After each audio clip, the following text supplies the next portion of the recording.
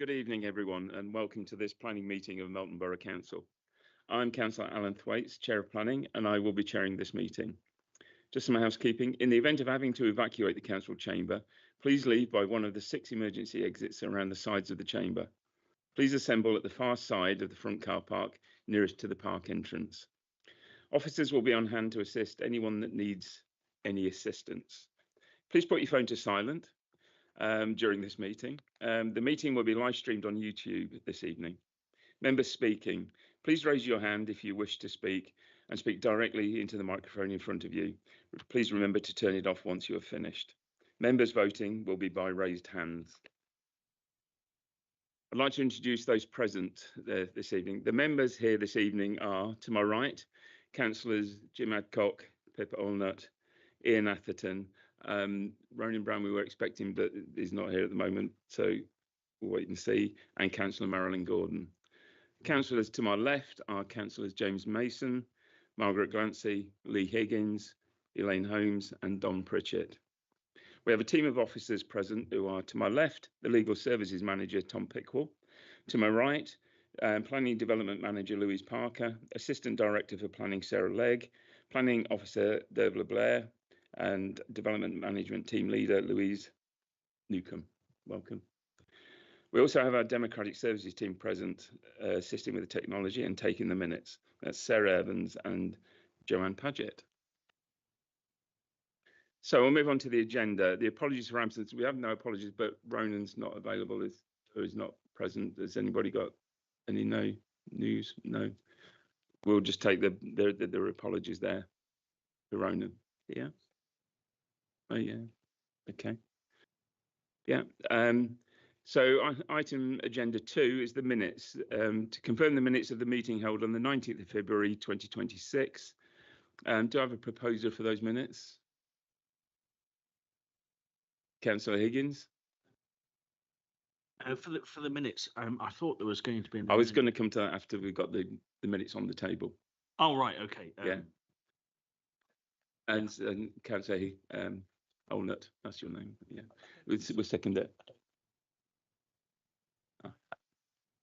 I haven't proposed the minutes as they are. No, okay. No. Okay, well, no, basically, we need to have the minutes on the table so that we can apply amendments to them. That was the advice I've just been given, but yeah.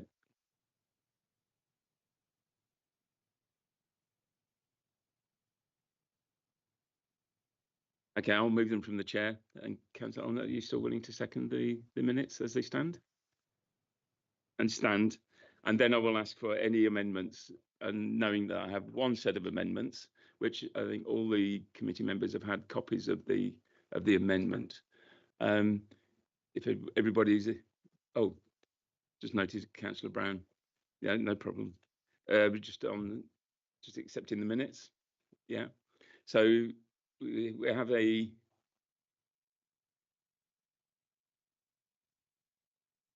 Yeah, well, I was going to say, is there any objection to accepting the amendment as been proposed by Councillor Mason? I just ask that the amendment is read out so that people listening understand what's going on. Is that all right? Okay. Would you like me to do it, or do you want to do it? Yeah, Councillor Mason. Yeah, thank you, Chair, and thank you, Committee, for bearing with me. I'll just find it on my paper. Yes, I would like the second paragraph on page 8 to read. I'm receiving advice from the Assistant Director for Governance and Democracy, which explained that the information contained in the Planning Officer report conflicted with clarifications provided by the Leicestershire County Council in evidence relating to the consideration we're required to, etc.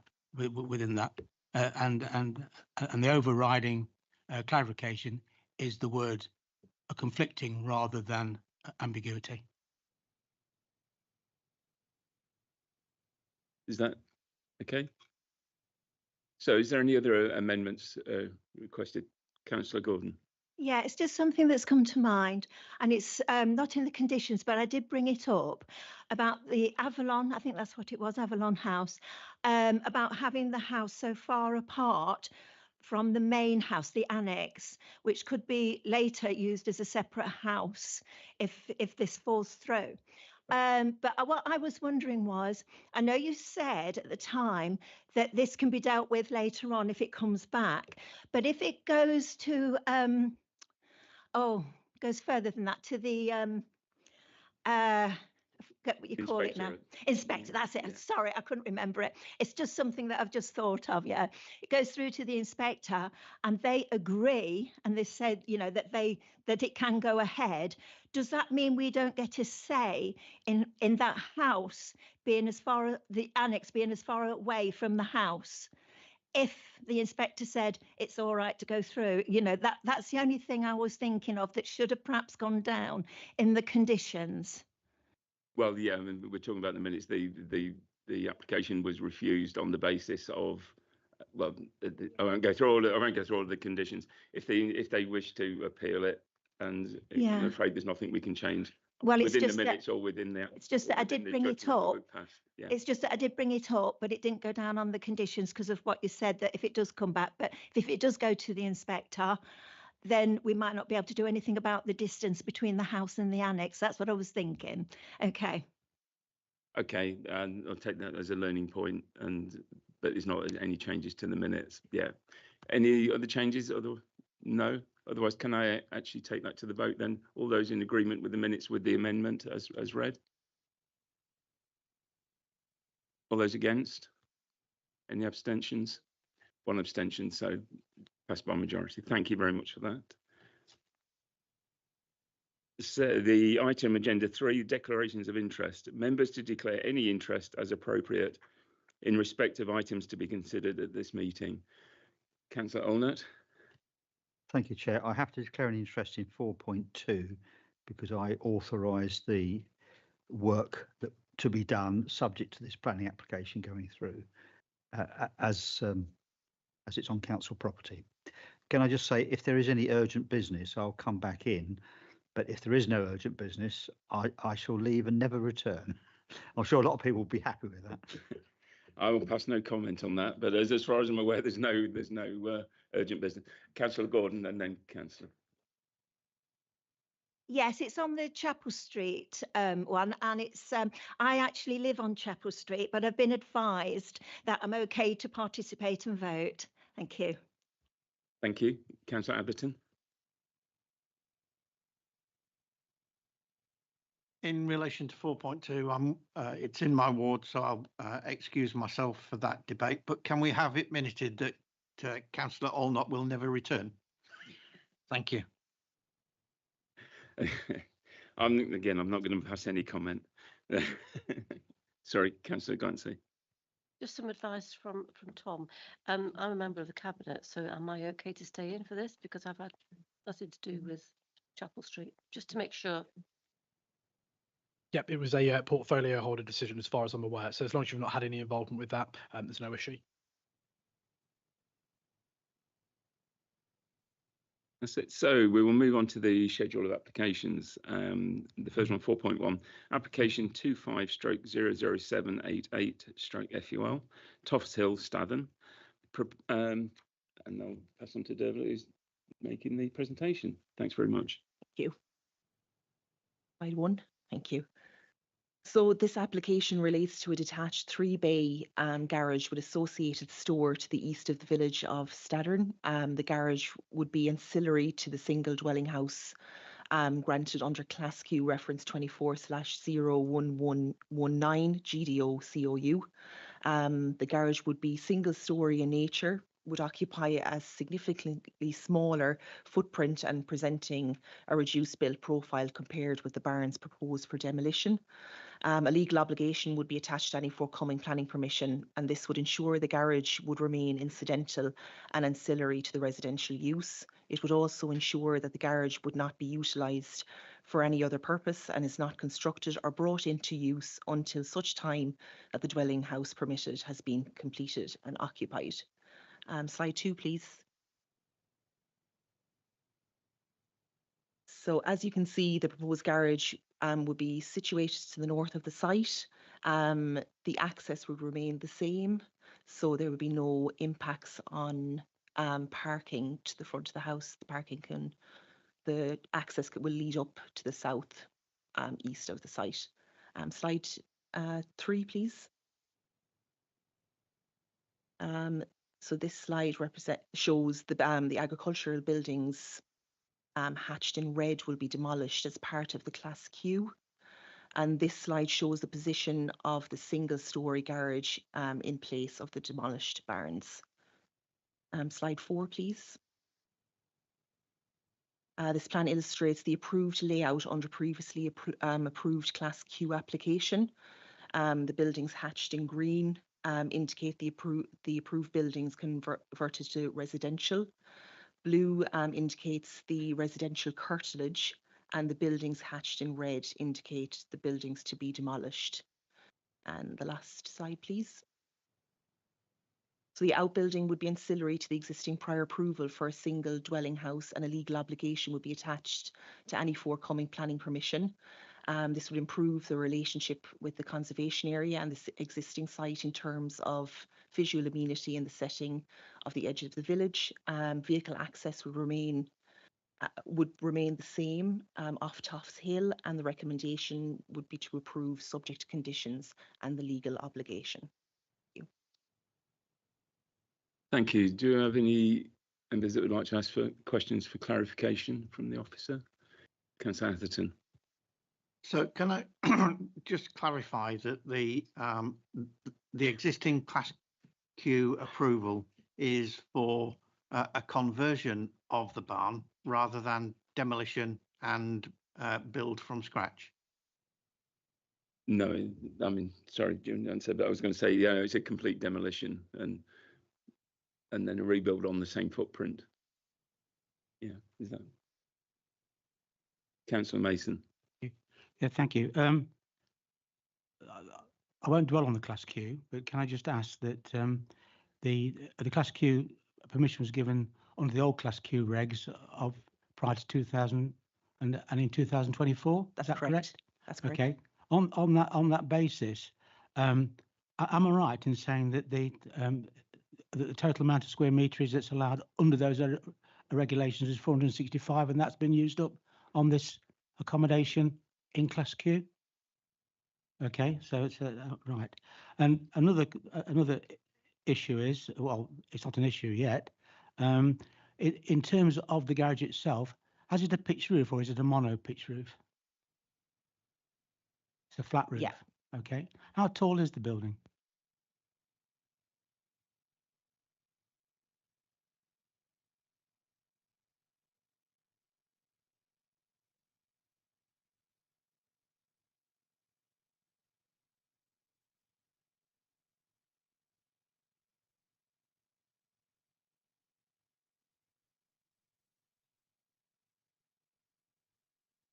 I'll come back to you in that in That's a few fine. minutes. I've got Sorry. no problem with that. And for the time being, that's fine. Thank you very much. Councillor. Yes, just for my benefit, is it being suggested that the garage can be built separately but not used separately? No.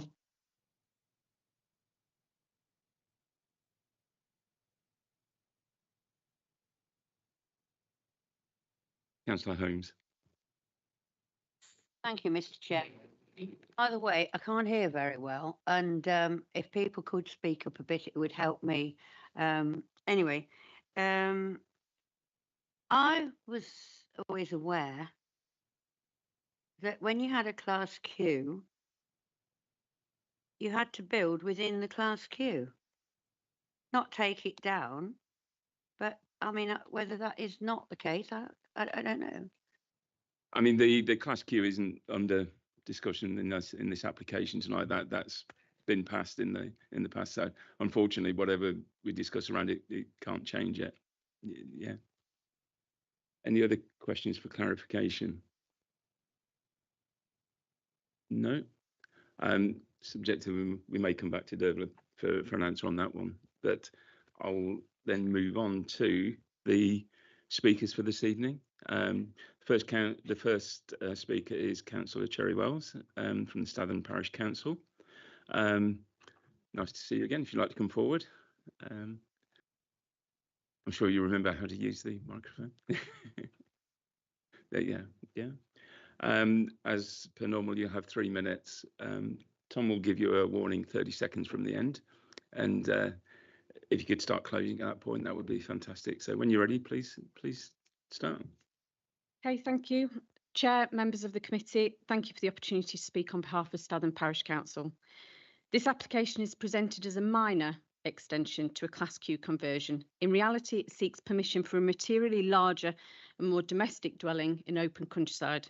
The original Class Q approval allowed up to 465 square metres. This proposal seeks 534. That is not a small uplift. It is a significant increase that takes the scheme beyond the limits of permitted development and, in our view, removes any credible Class Q fallback.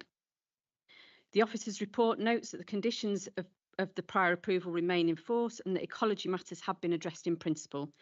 Those points are acknowledged, but they do not remove the planning harms and risks before you today. First, case law is clear. A fallback must be realistic and capable of implementation.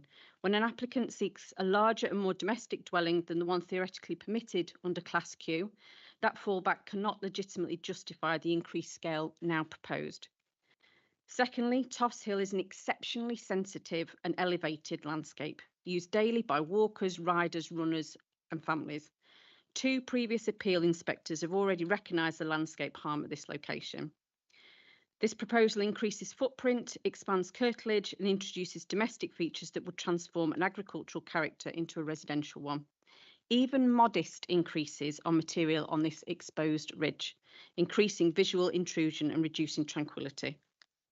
Thirdly, a biodiversity metric has been submitted. The need for a 30-year habitat monitoring and management plan and a legal obligation for an off-site delivery shows that BNG is far from secured.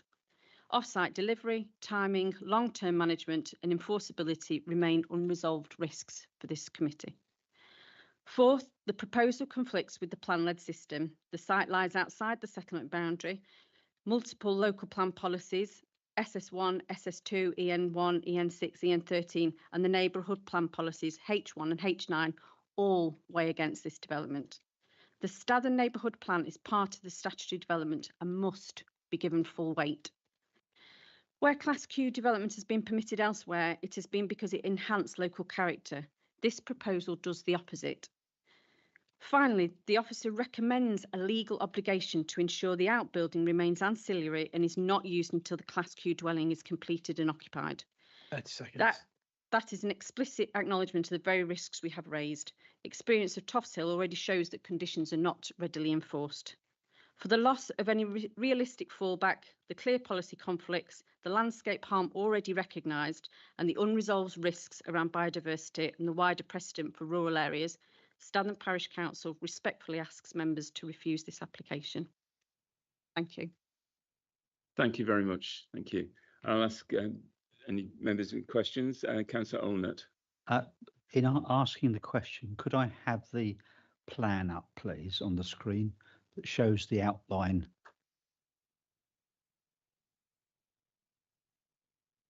Yeah, just while we're waiting for that to come onto the screen, I need to apparently make a clarification. It's not for a new dwelling.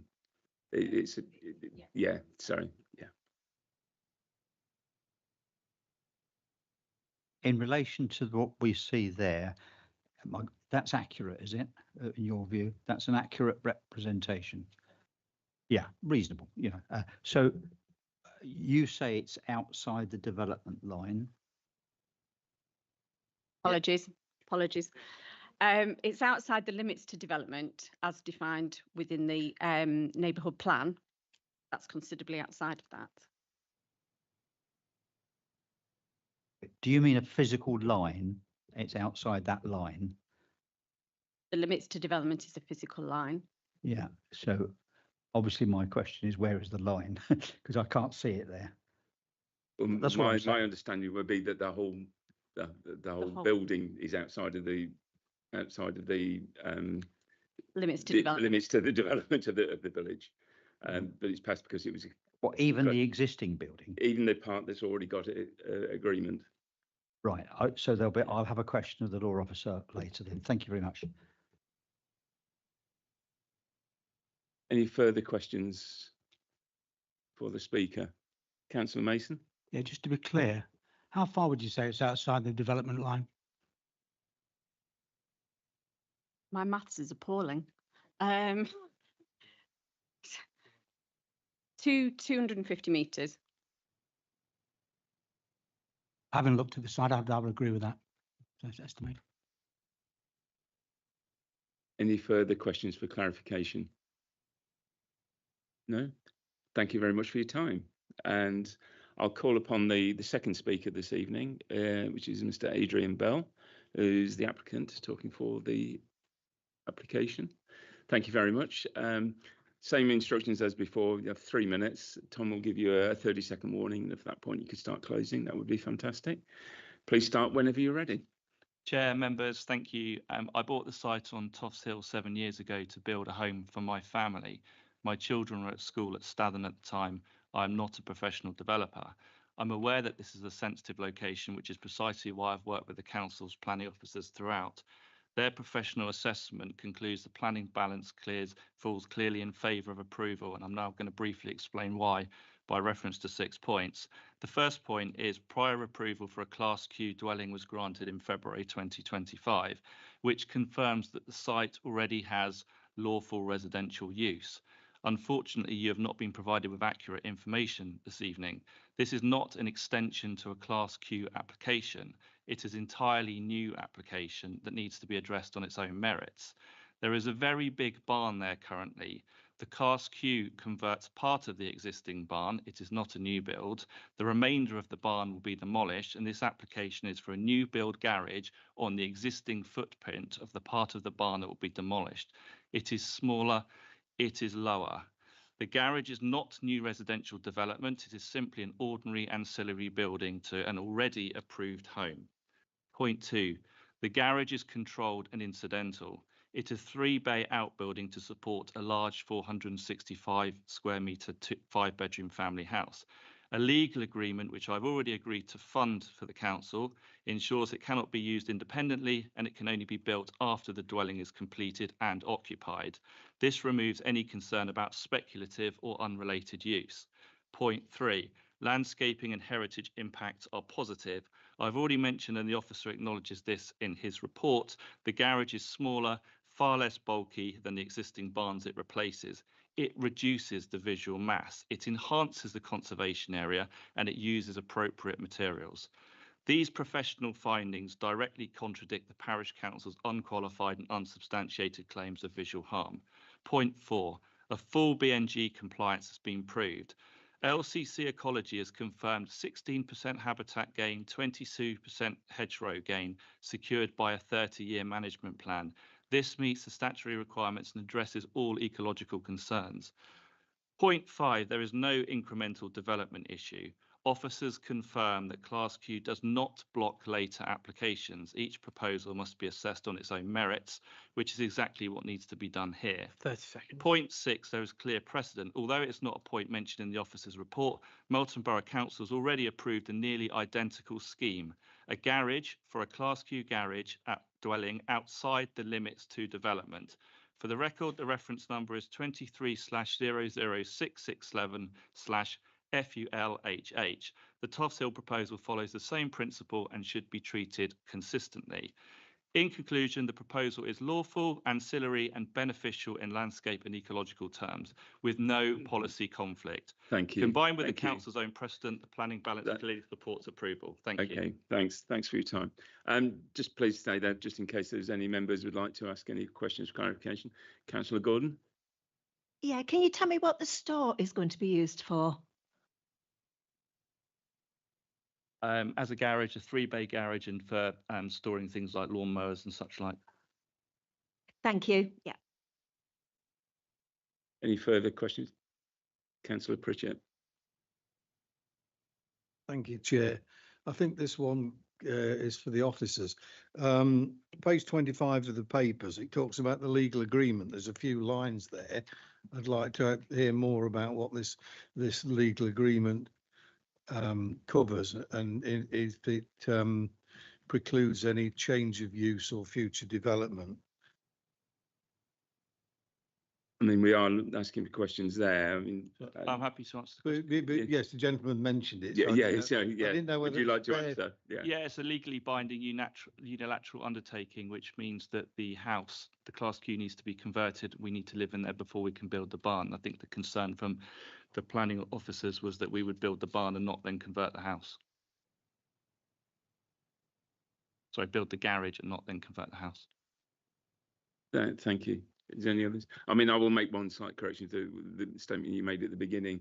I think we've talked at length in the briefing before this meeting about that the Class Q is separate. You've got to imagine as if the house was already built and it was already sitting there. So I don't think we'll misunderstand that point. But if there's no other questions, no. In that case, thank you very much. I'll call upon Councillor Chris Evans, the ward councillor. Who I won't give any instructions to on how to use the microphone. But the normal 3 minutes and the 30-second warning from Tom. When you're ready, Councillor Evans. Thank you, Chair, and thank you, committee, for hearing this.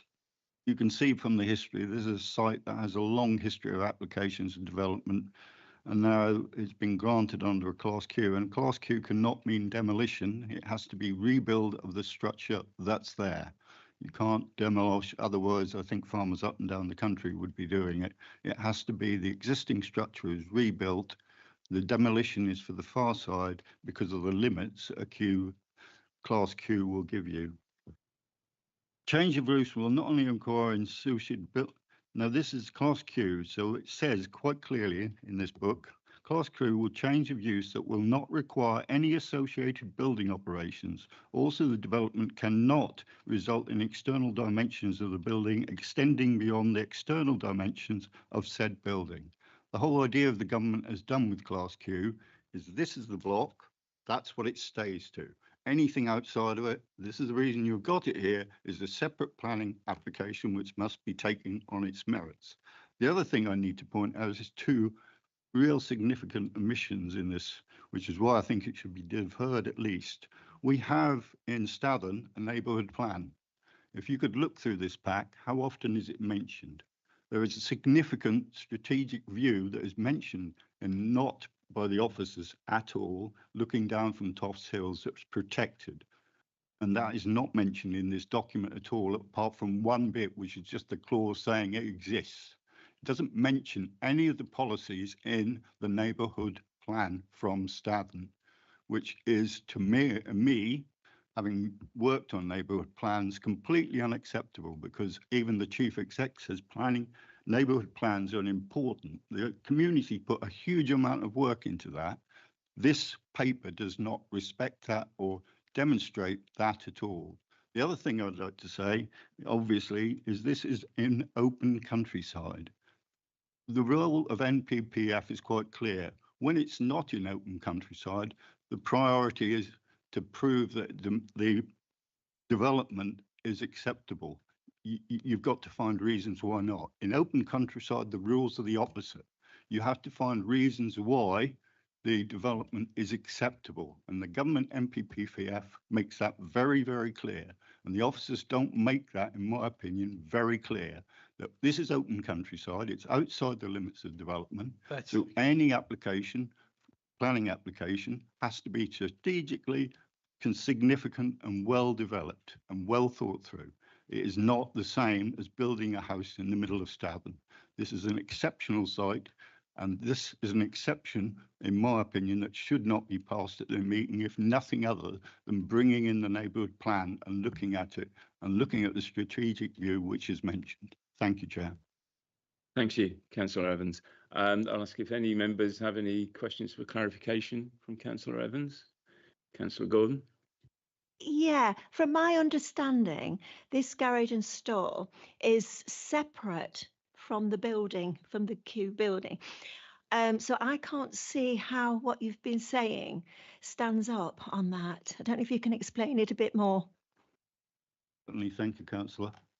So obviously a class clue has been pushed forward and it's been accepted by this council. You can see the red line that's been accepted. The red line shows where the building will stand, and that's the outline of the class Q development, which our council has pointed out has a limited amount of thing. The rest will be demolished. As soon as you have a class Q in this document on permitted developments, it's quite clear the government say if, for instance, the applicant had tried to put a garage beside it in that class Q, he would be told no, because it has to be in the limits of the square footage that you've got permission for. You can see there's a gap now between it. This is a planning application. What I'm saying, it's a planning application completely out of class Q. This is a garages and stores in open countryside in a protected view. So you have to decide whether that's acceptable or not. As I say, the thing I find staggering, and I've got Cherry Wells, who's done so much but work on this neighbourhood plan behind me. Nothing in this document, apart from one little line, says anything or addresses anything to do with the Statham neighbourhood plan, which was passed about 3 or 4 years ago. So it's in place and is strategically applied. Sorry, yeah, you can stick to the one answer. Just to make a point, this is a standalone application. Yeah, the class Q is irrelevant as such. Well, it is because we're having to take it as if it was all the house had existed for 20 years and it was standing there. It would be the same. That's the unfortunate way planning works, I'm afraid, but that's the way we have to sort of take it. Yeah. Yeah. Sorry, Councillor Gordon, was that okay for you? Yeah. Any other, Councillor Mason? Yes, thank you, Chair. Just to reassure you that some members have read the neighbourhood plan and also the paragraphs relating to Toffs Hill. It's not just the view from Toffs Hill. There are, in fact, the neighbourhood plan waxes lyrical about Toffs Hill. I just want to reassure you that we have read it. Yeah, I know. Thank you. Any other questions? Councillor Pritchett. Has the legal agreement been drafted and signed before we came here tonight? No, it hasn't. So standard process is normally that the application would get reviewed. That effectively acts as the heads of terms of what the legal agreement is to do, because you might want to amend it and change it in different ways. But that's what's being proposed. That the proposal is that the application is permitted subject to that. So not yet. It hasn't. Yeah, well, I'd have liked more details on what's going to be. When it says here is not utilised for any other purpose. In other words, will the legal agreement be able to prevent it future planning permission for a conversion? You won't be able to prevent an application coming forward. There would be the possibility to look to remove permitted development rights under that, but I'd defer to the planning officers on that point. That wouldn't be a legal agreement. Normally it's done by condition, but I don't see why you wouldn't be able to consider that as an option if it meets the conditions test. Yeah, I mean, we can bring this back in debate if you wish, but I mean, we have a speaker in the chair, so I was going to say, is there any other questions for the speaker? No? Thank you very much. In that case, then, I'll just actually go quickly back to the point on that was outstanding, the point on the height of the garage. Yeah, so at the highest point, it's 3.9 metres and at the lowest, it's 3.7. Thank you. Sorry, Chair, I couldn't quite hear that. It was 3.9 metres at the highest and 3.7 at the lowest. So it's the end of the speakers. So I'd open this for debate. Would you like to continue with that point, Councillor Pritchett, or are you okay with that particular point? Not at the moment. We'll just see how the debate goes to see whether it pops up. It should pop up. Anybody, Councillor Allnut? Chair, I just want to deal with the issue of the neighbourhood plan. I take Councillor Mason's point that members can look at it and decide for themselves, and the fact that it's only mentioned once in the report shall we say, is neutral in that respect. We can look at it. But what is interesting for me would be to know from the officers, I'm sure they've looked at it, I'm not doubting that for 1 minute, but why they haven't given more weight to it in the report, and would that in any way change their judgment if they did give it more weight?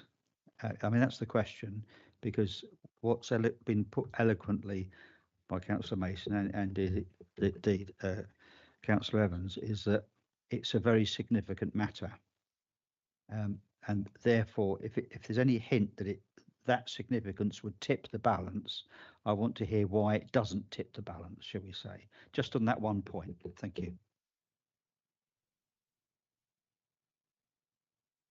Yeah, and just been pointed out to 8.5 in the report.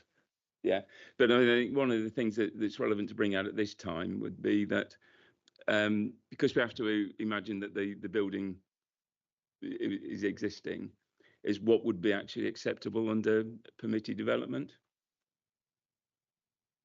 And the fact that as an existing building, it would be allowed to apply, well, not apply, but to actually build a garage with permitted development of a similar size, whether it be exactly the same size or not. So therefore, that we're talking about the harm, the difference between that and what is actually proposed. Just to tease it right out, we're saying that in this context, permitted development overrides the local plan. Is that what we're saying? Not the local plan, the neighbourhood plan. In this particular case, that the neighbourhood plan is overridden by the fact it's permitted development, because there seems to be a contradiction. I want to understand why the neighbourhood plan doesn't override permitted, but permitted does override the neighbourhood. I think the public are entitled to understand that. Yeah, thank you. For point of clarification, the local plan and the neighbourhood plan is within the committee report. I disagree with the speaker. I think the officer has given sufficient weight to the neighbourhood plan as they have done the local plan. It's mentioned within the principle of development, the biodiversity section, the design and the historic context. So both of the Melton plan and the neighbourhood plan have been taken as a whole as the development plan and thoroughly considered. There's a couple of points that you're raising in terms of permitted development. If something is permitted development, then it takes over any plan. If something's permitted, the entire concept is that it doesn't need permission in the first place. So no policy will exist when it comes to permitted development.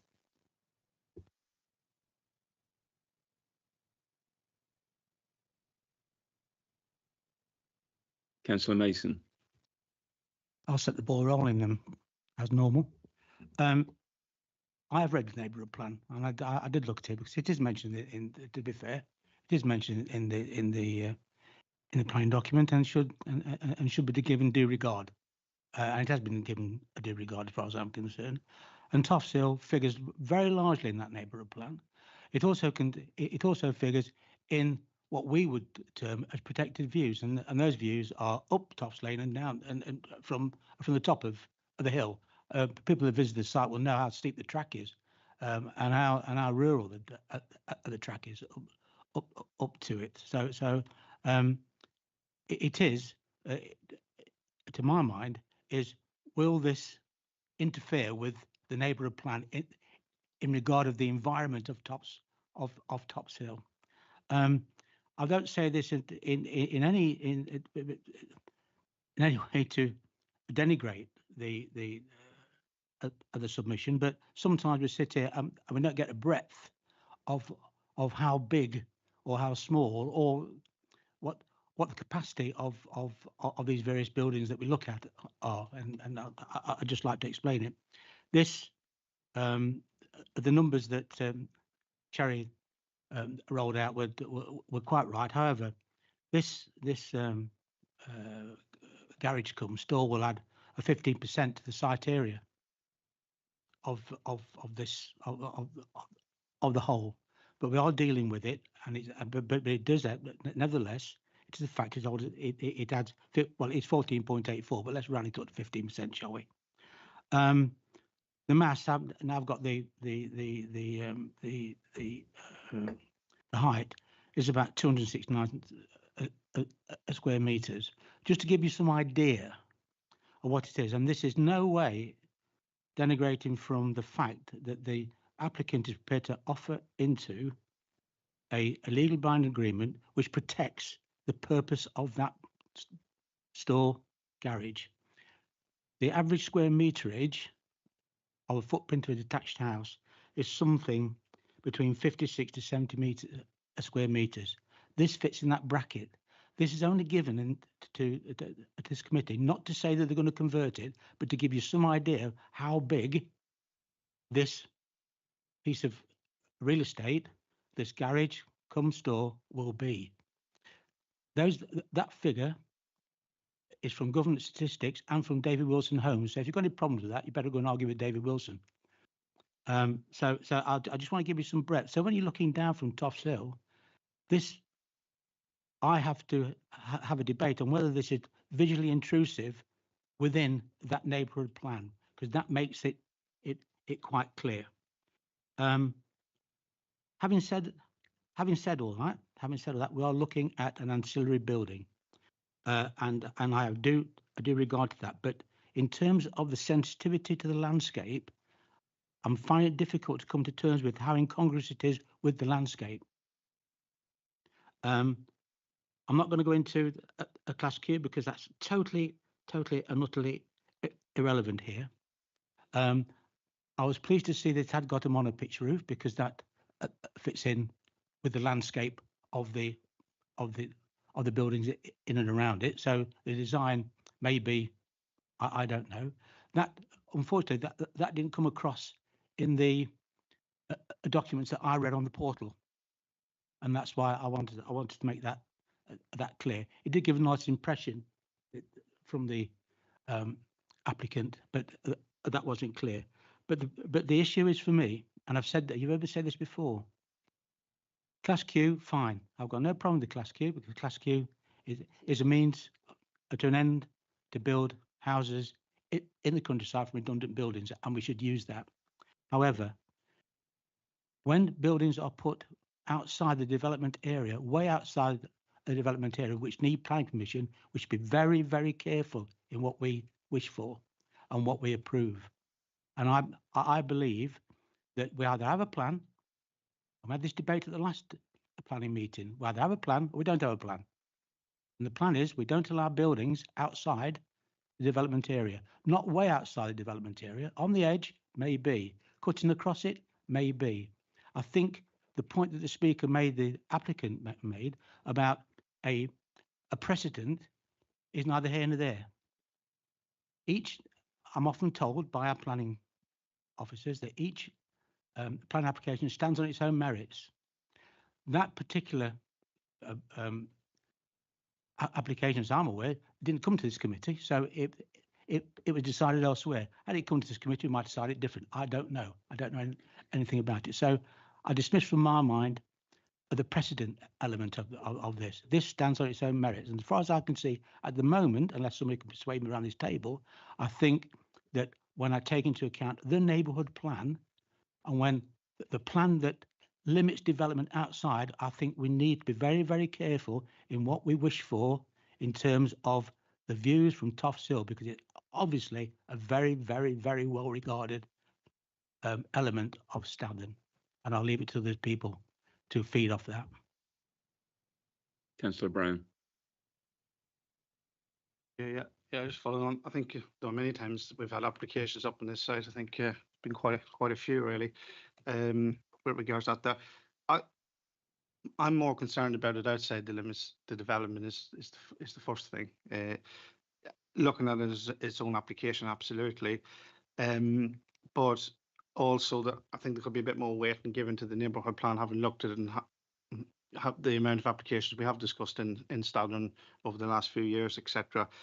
But you take use of the Class Q, then I can see what the applicants do and they're trying to enhance that, get more space, etc.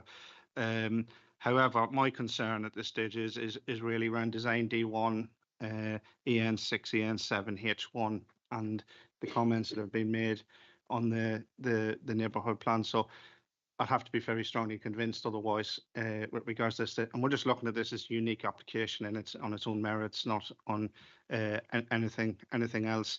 And that's consistently the approach I've taken to the way I look at things in this committee, and I'm going to continue doing that. So I'll just see how the rest of the debate goes, whether I can be convinced otherwise. But that's my position at the moment. Those points, and then concurring with the points that Councillor Mason has raised as well.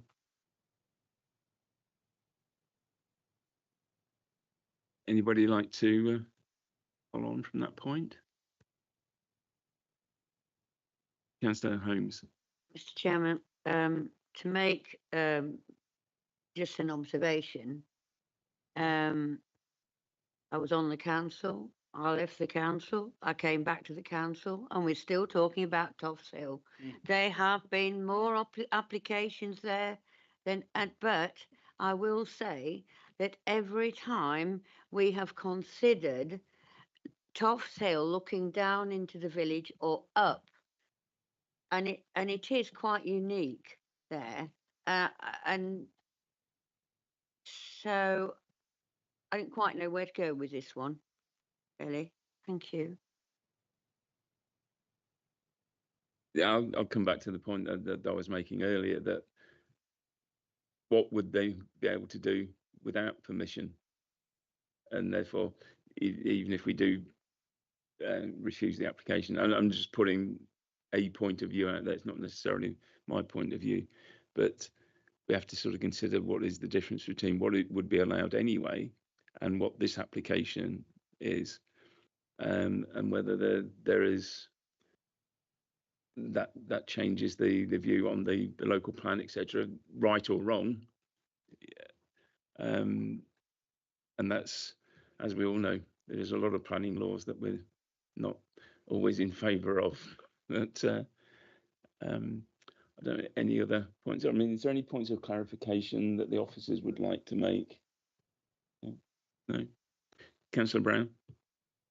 Another point, I've no issues with anything that's been allowed permitted, but where I suppose I'm coming at this is, if you're permitted to do something within the lane, work within the lane. That's the way I would approach it, and be consistent, etc. That's sort of the point I was making. Not that I just you make a very valid point. Yeah.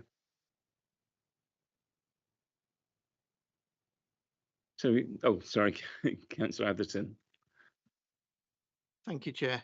I have some sympathy with the point that Councillor Evans raised about the Class Q for the existing building, and I know it's not relevant as such to the garage, but he's quite right that Class Q is all about conversion, and it presumes that a building is capable of being used. But that's not the application we're talking about this evening. Yeah.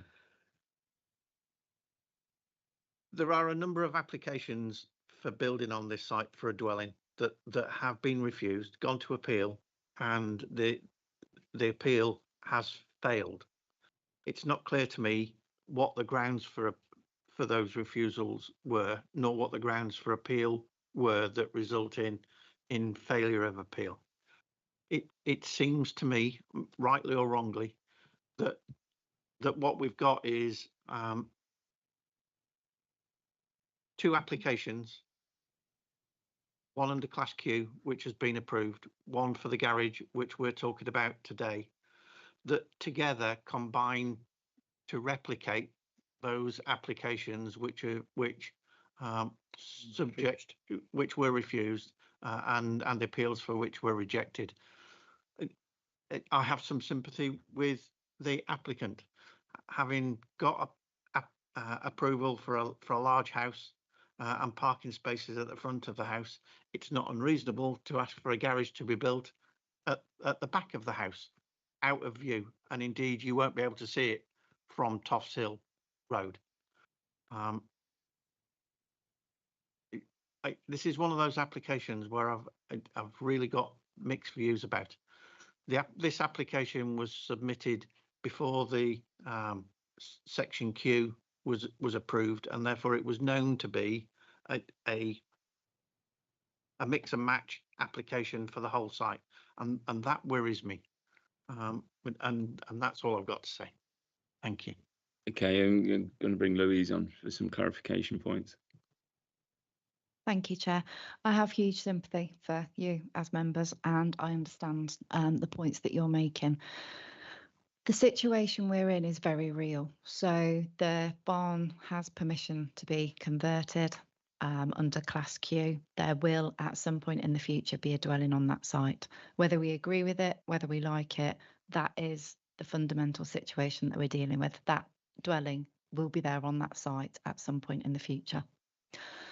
The application before you is a full planning application for a garage. I think what we were saying earlier in terms of permitted development, once that house is there on site, a garage of a very similar size can be put on that site under permitted development. So again, at some point, that site could be extended with built form with no requirement to come through the council at all. Now, that obviously conflicts with the community, conflicts with what I'm hearing tonight, but unfortunately, that is a very real situation, and I just want members to be aware that that could very well happen in the future. So before you make any decision, I just wanted to make that point very clear to members. Thank you, Louise. Any further? You seem to come. Sorry, Councillor Brown. Yeah, I take on point what you're saying, but in the if you want to, I'm gonna make a recommendation. Yeah, but before I do that, I just want to make the point: if you work within permitted development rights and do that on a day job, that's the easiest way to get your build out. Yeah, okay. This is conflicting with that sort of principle in my view. So I'm going to propose, and hopefully somebody will second me, is we refuse the application on the basis of D1 being outside the limits of development, EN6, EN7 and H1. Now anybody can come in and second me and add to that point, but I'm just going to stick to those principles, put that out there, and let's see what the committee have to say.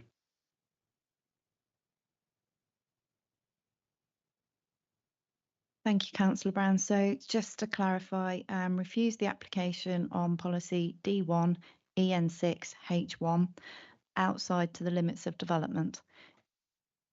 Yeah, EN7. EN7, apologies.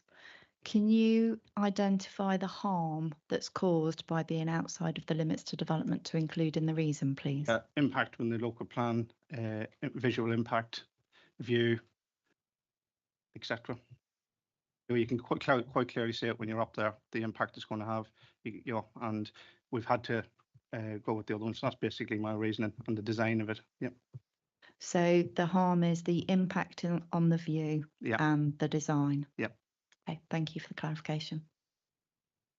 So we have a proposal. Would anybody like to second that proposal? Councillor Pritchett.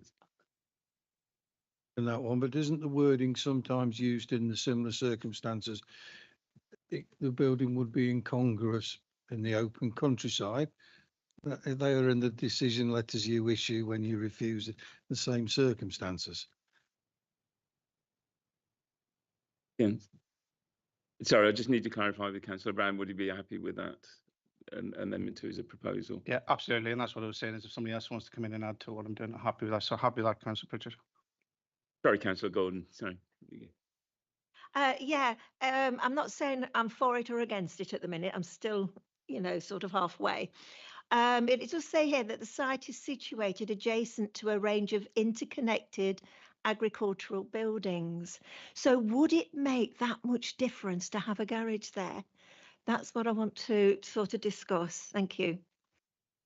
Yes, those are the barns, etc., that will be replaced with the Class Q and within this garage. So yeah, so it's replacing those barns. Yeah. Any other, Councillor Mason? Yeah, just a point of clarification. I may be wrong about this, but just bear with me a minute. The site of the garage that sits on a demolished section of the barns, am I not? But wasn't that meant to be within the class Q? I'm sorry to go back to class Q. I do apologise. Was that the garden area? I don't know. Perhaps the applicant can help on this. So it is visible from the rear. It's where the barns are. Yeah. Yeah, but where the barns are, but where the barns would be, where the barns would have been after the house is built, because the barns to the rear will be demolished. Yes, that's correct. Right. So the garage stands on its own. It does. Yeah. Thank you. I just want to make that point to just to clarify with the council. Unless there's anybody wishes to add anything else, we have a proposal for refusal on those. Are you okay with the?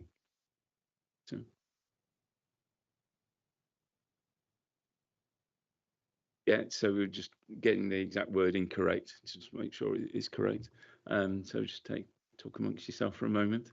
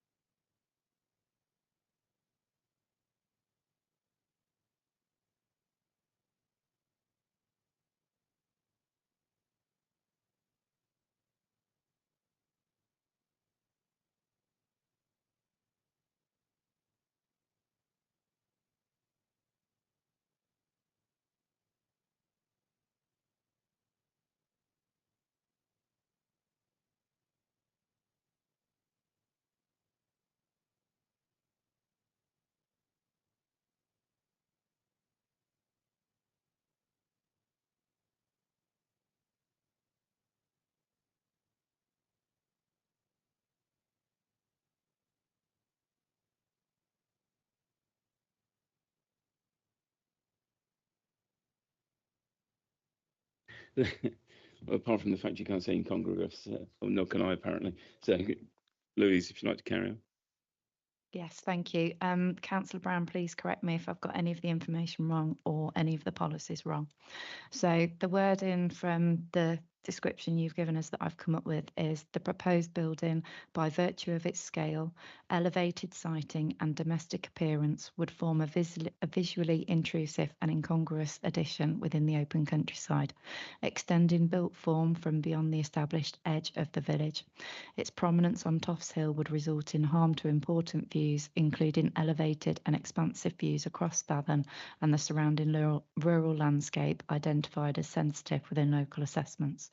The development would therefore fail to conserve or enhance local landscape, character and key viewpoints, contrary to Melton Local Plan Policies D1, EN6 and EN7 and Stathern Neighbourhood Plan Policy H1. Yeah, that's fine if Councillor Pritchard's okay with that. Councillor Pritchard, yeah. In that case, then I'd like to put forward that proposal towards a vote for the refusal of this application. All those in favour of the proposal? 2, 7. Yeah. So 1, 2, 3, 4, 5, 6, 7. Yeah, 7. 7, 4. Those against? 1 against. Any abstentions? And 1 abstention. Sorry, 3 abstention. Yeah. So yeah, and that means the application is refused. Thank you. Thank you for your time. Councillor Higgins. Mr. Chair, thank you. In future, what Councillor Etherington was saying is when we have the appeals and dismiss, could we have a brief synopsis of the reasons why? Because that would be really helpful, I think. Okay, I'll take that under under advice. I mean, I know they're listed there, so you can actually go and look and find them and see them. But yeah, so thank you, everybody within the. You may, I'm sure you would love to stay and watch the rest of it, but if you wish to leave, and I just think Councillor Atherton and Allnutt will leave before we actually start. Would anybody like to take a comfort break before we just move on to the last one, or should we just go into the? Quickly move into the last one. Yeah. Yeah. Yeah. Okay, cheers. In that, yeah. So in that case, then we'll move on to the second application this evening, which is 26/00037/CL, Chapel Street, Melton Mowbray. Again.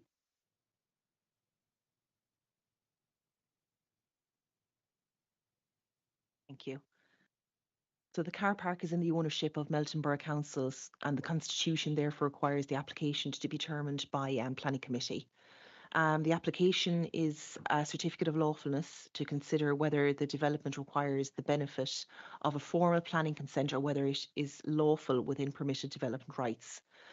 The application site is an existing car park located off Chapel Street within the main built-up residential area of Melton Mowbray. Slide 2, please. So what is a certificate of lawfulness? This is a formal decision from the local planning authority stating that a proposed use or development would be lawful if carried out as described.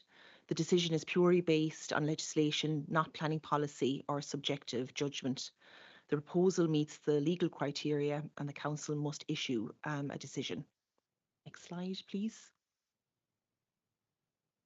So the proposed canopy would have an overall height of 3.99 metres. The development would comply with Part 12 Class A of the General Permitted Development Order, where equipment should not exceed 4 metres in height. And the last slide.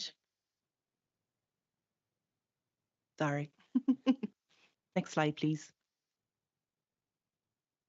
The proposed development of the electrical vehicle charging hub and the solar canopy within an existing car park would fall within Class A of Part 12 development by local authorities of the Town and Country Planning General Permitted Development England Order 2015 as amended, and the recommendation certificate of lawfulness proposed should be issued.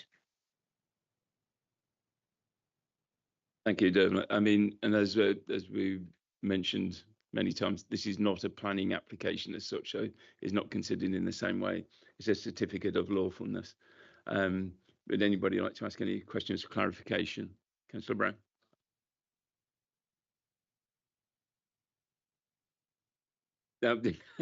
So, okay, we'll go. So there's no questions for clarification. So, Councillor Brown. Yeah, I think everybody else obviously make their own points, but I think it's pretty straightforward. It's there, it's trying to do some good. We're utilising our own land, etc. And happy to. I don't know what way we're approving this. Is it normal vote or is it? So I'm happy to propose.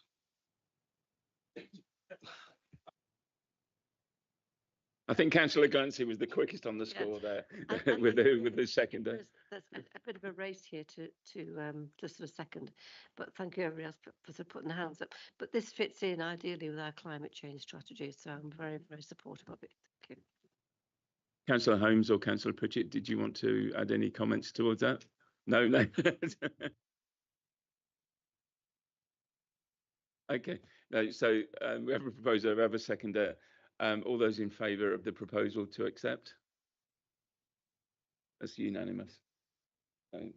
Thank you much. And thank you everybody for this evening. I'll call the meeting to a close as there's no extra business. Thanks for your time and effort. Thank you.